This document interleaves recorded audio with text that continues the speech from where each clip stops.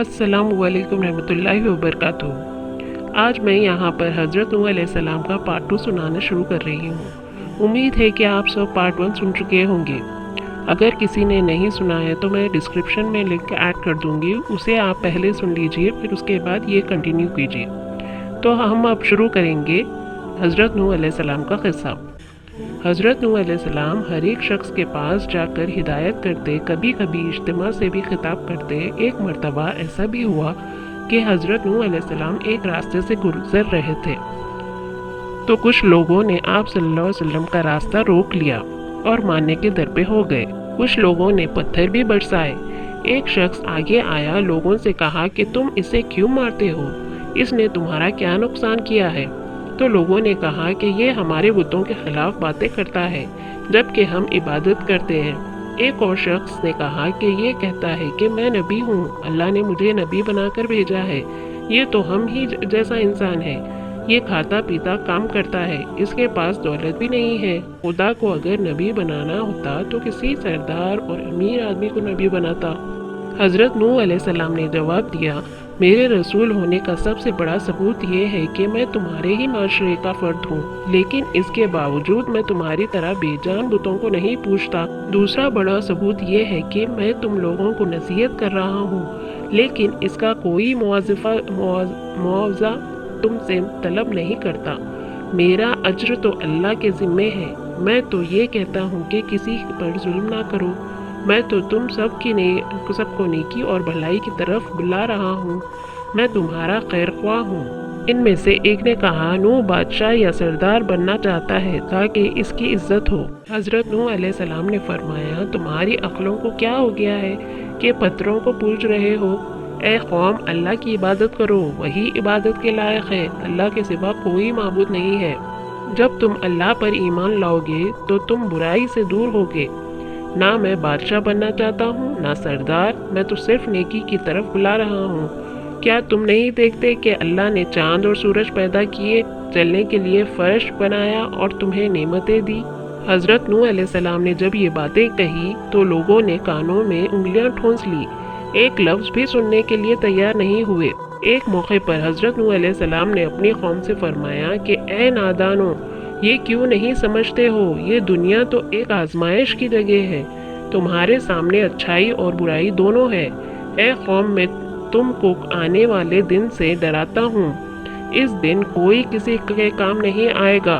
देखो, जो गरीब हैं मुझ पर ईमान लाए हैं, लेकिन तुम्हें दौलत का गुरूर है। ए कौम, गरीबों के साथ हुस्न सलूक से पेश आओ, नंगों और भूखों का ख्याल रखो। इनमें से एक सरदार ने गुरूर और तकब्बुर से कहा, फ़र्ज़ करो कि हम तुम्हारी बात मान लेते हैं, क्या तुम पर ईमान लाकर गरीब और 2 टके के लोगों के साथ मिल जाएं जो तुम्हारे साथ ईमान लाए हैं? ऐसा नहीं हो सकता। वो आप सल्लल्लाहु अलैहि वसल्लम को जलील करने की कोशिश करते, मजाक उड़ाते, आवाज़ें कसते, मुंह फेर लेते, गालियाँ देते, मारने को कोशिश करते, बल्कि एक रोज़ मारा पीटा भी था। आपने सब्र का दामन हाथ से ना छोड़ा, बल्कि अपना काम जारी रखा। आपकी बीवी और आपका बेटा भी मुनकरीन और काफिरों में था।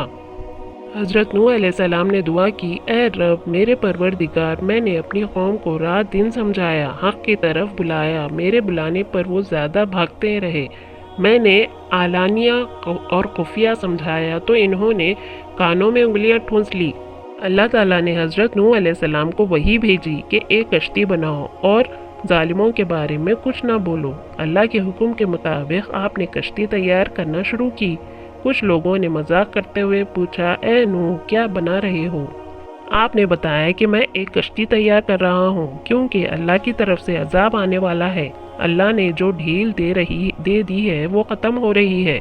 जब वक्त आएगा हर तरफ पानी ही पानी नजर आएगा, सिर्फ वही बचेगा जो इस कश्ती में सवार होगा। जो बुत परस्ती से तौबा करेगा, गुनाहों से माफ़ी मांगेगा, इसको इस कश्ती में जगह मिलेगी।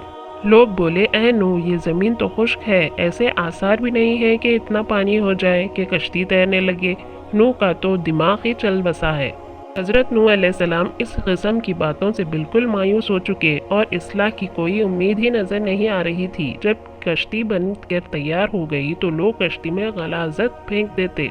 کشتی میں کوئی ایسی جگہ نہ تھی جہاں غلاظت نہ ہو۔ کافر غلاظت پھیلانے کے لیے کشتی کے اندر جایا کرتے تھے، یہ ان کا معمول بن چکا تھا۔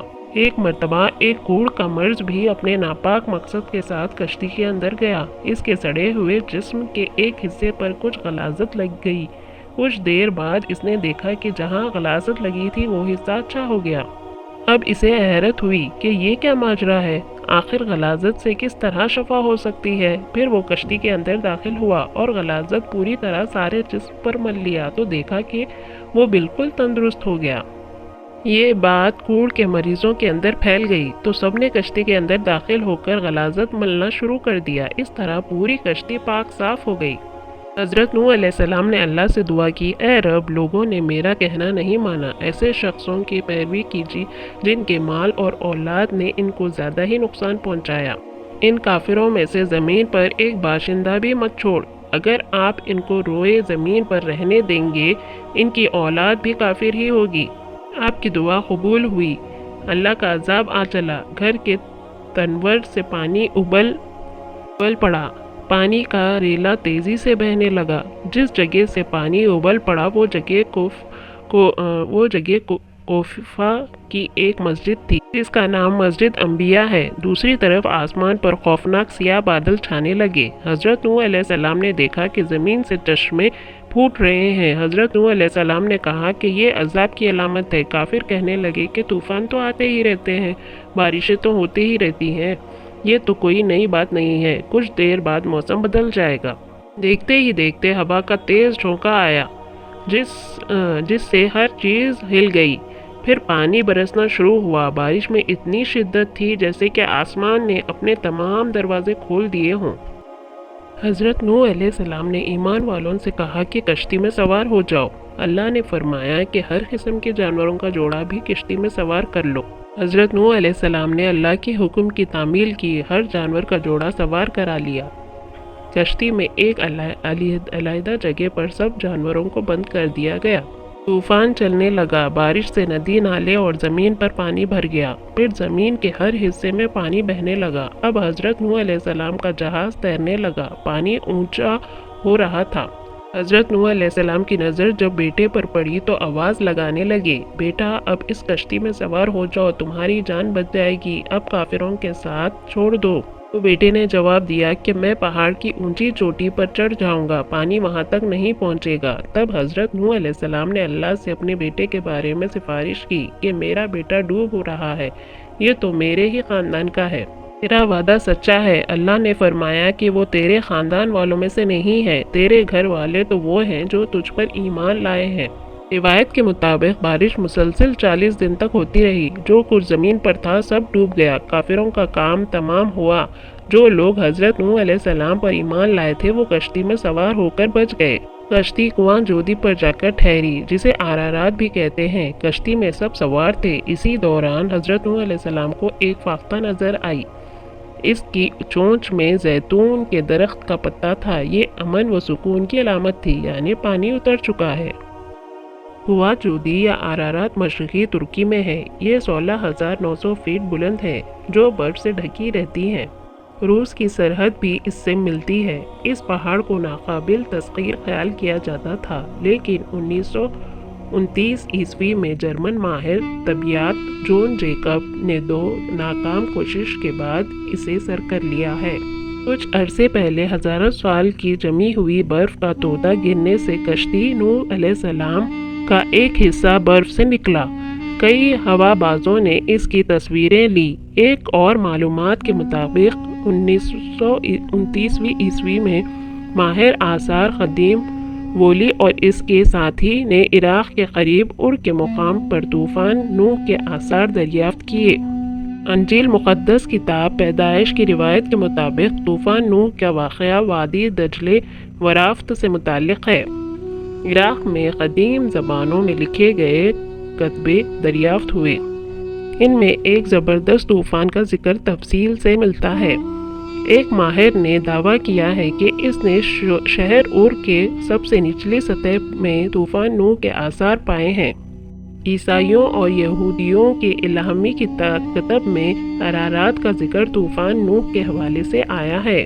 بائبل میں لکھا ہے کہ 7ویں مہینے کے 70ویں دن کشتی نوح عرارات نامی پہاڑ پر آ لگی۔ تو سامعین، اسی کے ساتھ ہمارے قصہ نوح علیہ السلام کا ختم ہوا۔ امید ہے کہ آپ پورا سن چکے ہوں گے۔ انشاءاللہ تعالی میں آئندہ کچھ اور قصے کے ساتھ حاضر ہوں گی۔